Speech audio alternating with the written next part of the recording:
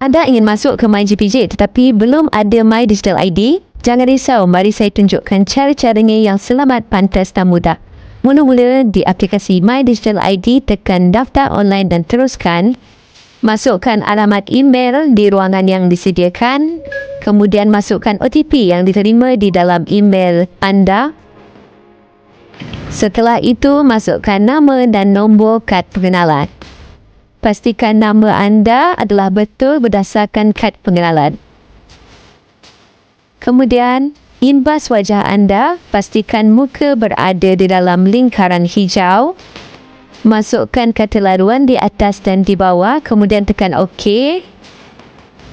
Sila aktifkan biometrik untuk memudahkan urusan di masa akan datang. Baik, sekarang kita ke aplikasi MyGPJ. Tekan log masuk menggunakan My Digital ID. Tekan ya, tekan open. Kemudian tekan ya. Imbas biometrik anda. Tunggu 3 saat dan tekan OK. Dan tanda anda telah berjaya masuk ke MyGPJ.